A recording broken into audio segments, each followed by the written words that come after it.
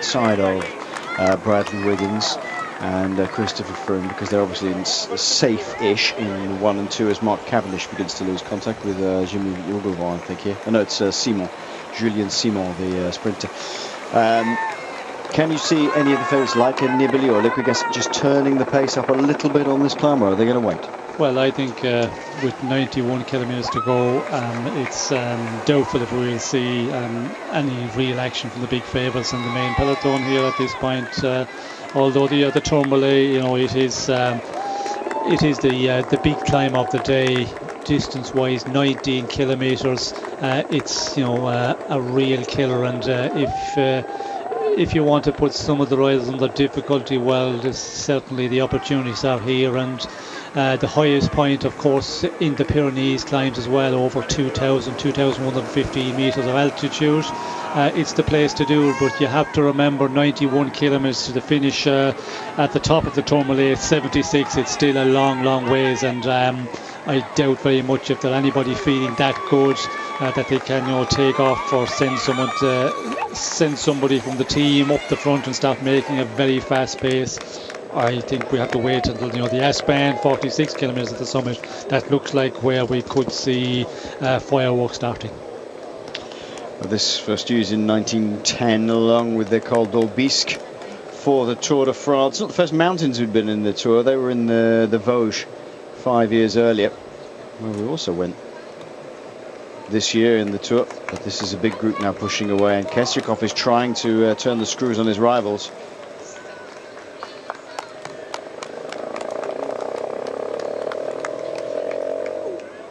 Well, there's definitely a split in this group, Sean, as Faulkner here on the back of the group following up.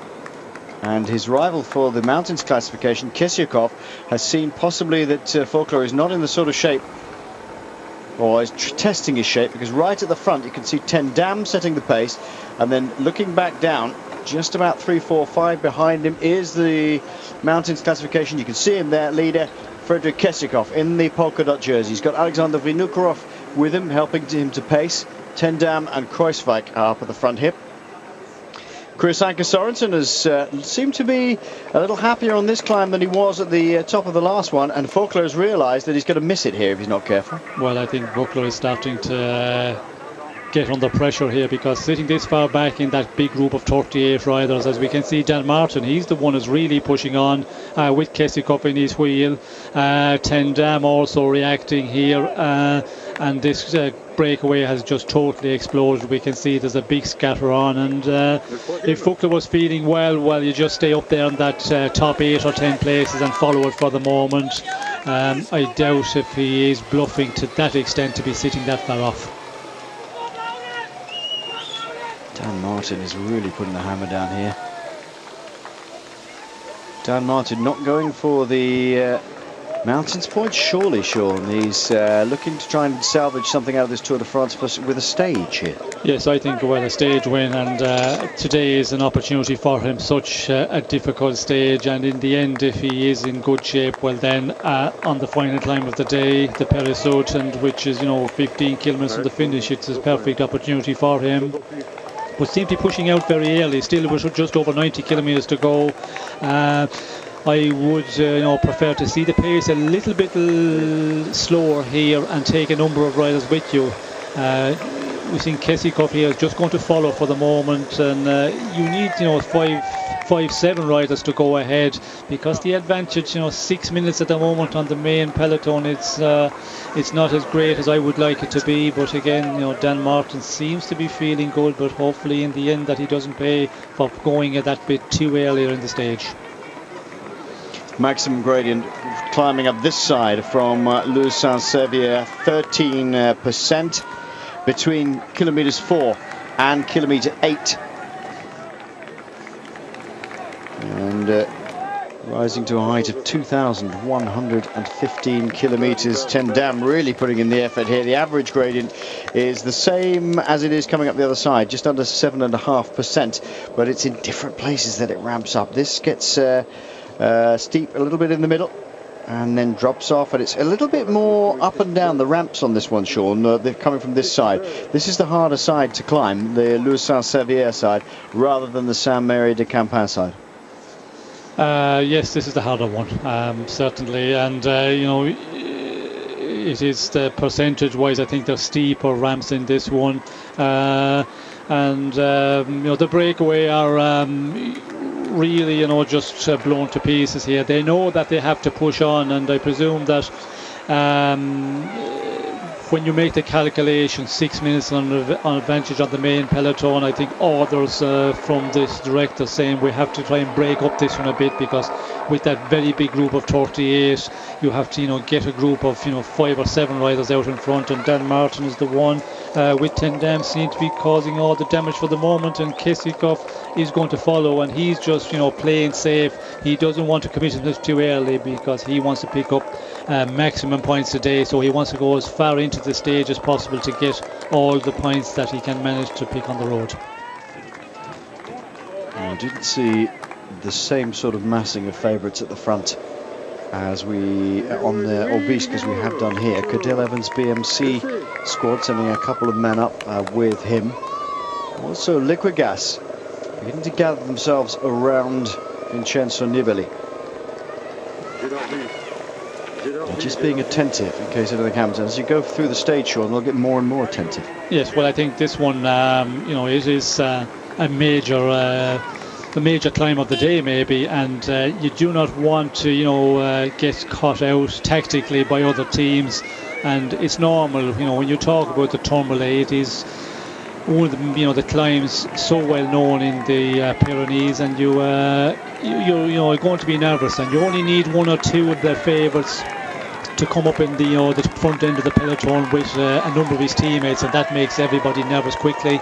The world goes around, what's happening here? The directors sportifs can see that on their TV screens in the car, and they say, Liquigas have a number of riders there, just be careful, guys. And that immediately, you know, everybody started to move to the front, and then you see all the favourites with 1 or 2 teammates around them on the front of the bunch. George Hincapie riding along with Thomas Faulkner and Brice Feliu. Feliu desperate to get some water from the neutral service bike, which then moves on to the front group. Faulkner's had to ride up to this little group, including Frederick Kesiakov, and Chris Anker Sorensen is hanging on for grim death here. He wants to battle for this mountains classification, but he doesn't seem to have quite the shape of Faulkner and Kesiakov. No, and Chris Anker, of course, we see him a lot in the big mountain passes, where he's a little bit under some of the other guys in the breakaway, but still works at it very well. Surprising one is Faulkner. He was a long ways off in that group. He was down in, you know, 25th position in the in that big breakaway when Dan Martin and the other ones pushed on, and that was a surprise to me. I thought he was getting into difficulty, but he recovered quite well, and that is Thomas Faulkner. He just can, you know, look like he's really in difficulty, and suddenly he starts, you know, to up the pace again, and getting back in here to the group with Dan Martin and Lawrence Tendam. Also big George Hincapie calculating quite well, you know, get into the climb, certainly don't start up in the pace immediately, get into your rhythm a bit, and experience, I think, shown there. It will be interesting to see how long George Hincapie can stay there, and this is going to be the important one, as you said. There's a lot of teams up here with men they could be, you know, put into action later on the stage, and that could be where the Tourmalet might be the surprise of the day, because some of those teams, they have, you know, they have manpower up the road, and the advantage they have at the moment, 6 minutes, they should be able to get over the climb. So we could see some of the favourites going into the attack because of that reason.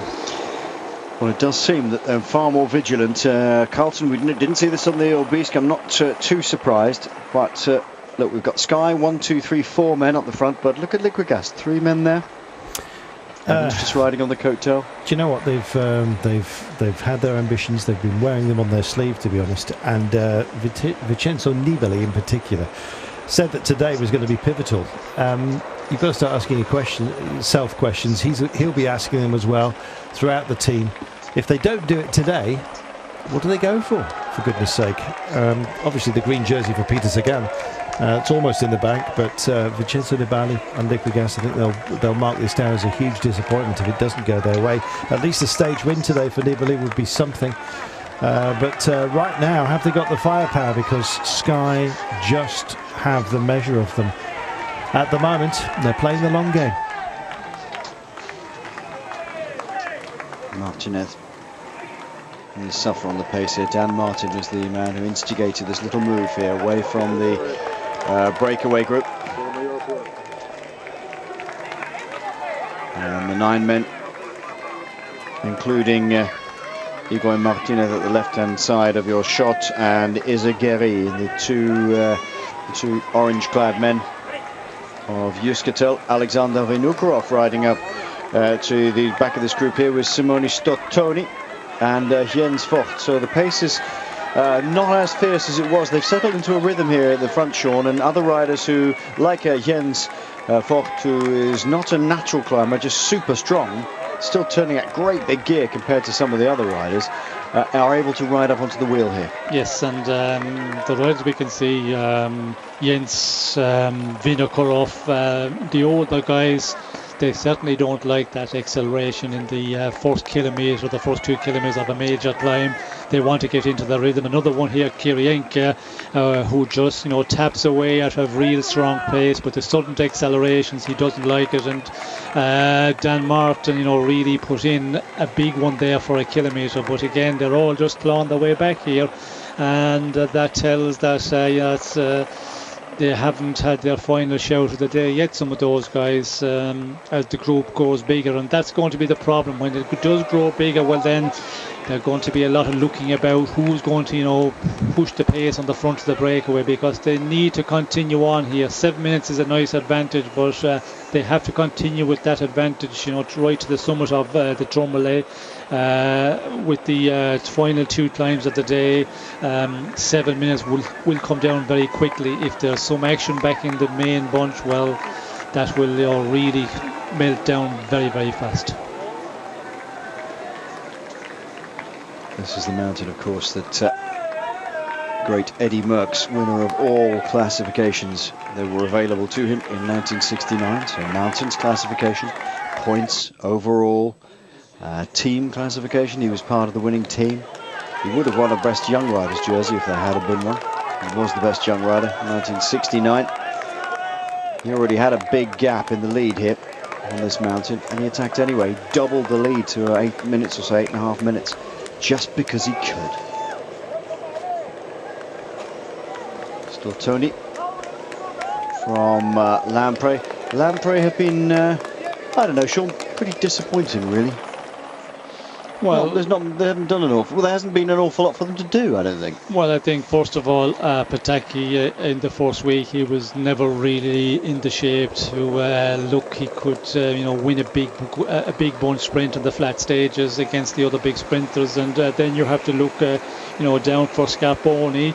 Of course, coming from the Giro, and it's always the case when the riders really contest the Giro big time, certainly the Italians, they always seem to have difficulty doing a real good Tour of France. And we did hear the interview with Scarponi. He was saying Stanko tired, and I think that is the case, because he was in breakaways in the Alps. He was active there on 2 big days, but since that, I think the fatigue have set in.